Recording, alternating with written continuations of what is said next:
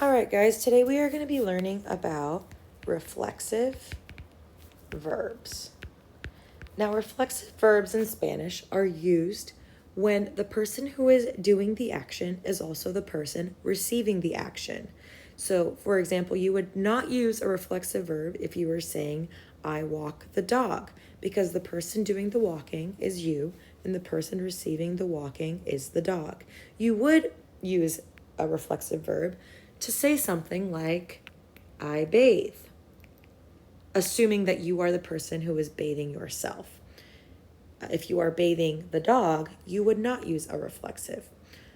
So I bathe is something that you do and is also something you receive. Now in Spanish, a reflexive verb is identified by the SE found at the end. For example, bañarse is a reflexive verb. It is an AR verb, but the SE at the end lets you know that it is reflexive. To conjugate a reflexive verb, you are going to conjugate it regularly as a regular AR verb. So for example, it would be yo baño, tú bañas, etc. But now we have this SE at the end. What do we do with this? This is our reflexive pronoun. So the reflexive pronouns in Spanish are, for the yo form, it is me, pronounced me. Tú is going to be pronounced te. Él, ella, usted is going to be se. Ellos, ellas, and ustedes is also going to be se. And nosotros is going to be nos. Vosotros is going to be os. Now going back to the top, looking at the verb bañarse, we've already conjugated this part of our verb, the infinitive, in the correct form as seen here and here. Now we have to figure out what reflexive pronoun from here below goes with these. So for yo, we would place the me before the conjugation, and here we would place the te before the conjugation.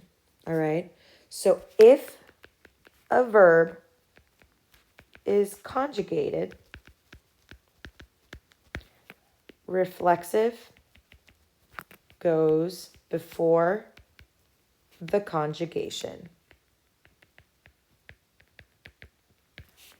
For example, the verb afeitarse. We know it's a reflexive verb because it has the SE at the end. This lets us know that it is going to be reflexive. Now let's start by conjugating afeitar. This is a regular AR verb, so for the yo form, it would be afeito. Now knowing it's a reflexive verb, we're going to go back to our list and we're going to use me. And again, because this verb is conjugated in the yo form, we are going to place the reflexive before the conjugated verb. Now there are two instances where we attach it to the end of our verb, and that is for commands, and it is also for infinitives. So let's go down below. If I have a sentence like, tengo que bañar, that is, I need to bathe. But right now we are missing the reflexive. The reflexive needs to be placed. Now you have two options. You can either attach it to the end of the infinitive when it is not conjugated. So we would attach the me there, or we could place it in front of our conjugated verb. So the first way this could be written is me tengo que bañar, or if we place it at the end of our infinitive verb, and our infinitive verbs are verbs that end with AR, ER, or IR, this could be written as tengo que bañarme. I'm going to give you a sentence below, and I want you to place it in both spots. I have to shave. Pause the video and try it below and write it both ways.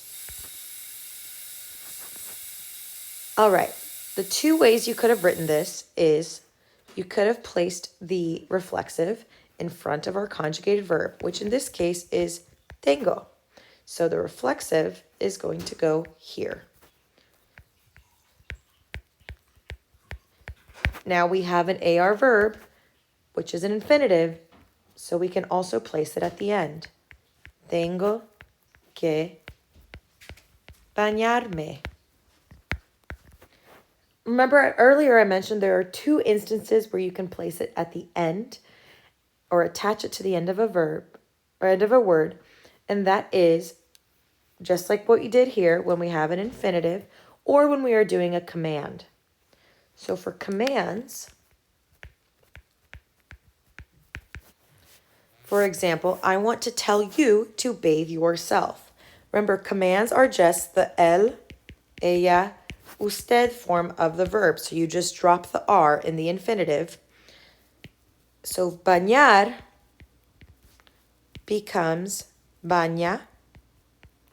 And now we have to see what reflexive goes with bathe yourself.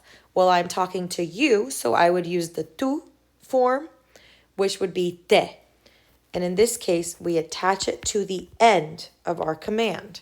That's how we differentiate between a command and just the él, ella, usted form of the verb. Now, someone asked me earlier today, why can't we say bañate to just say,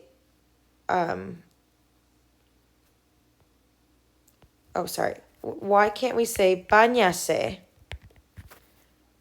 to just say he or she bathes? Well, because if we want to say he or she bathes, the reflexive has to go at the start in front of our conjugated verb that is conjugated in the él, ella, usted form.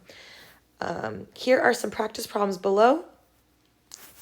Please pause if you need time to think. Let's try this one. She needs to shave.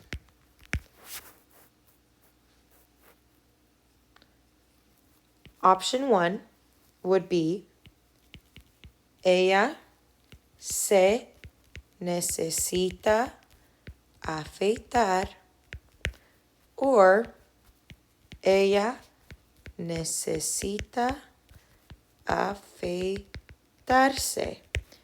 In this case, we placed it before our conjugated verb, and in this case, we attached it to the end of our infinitive.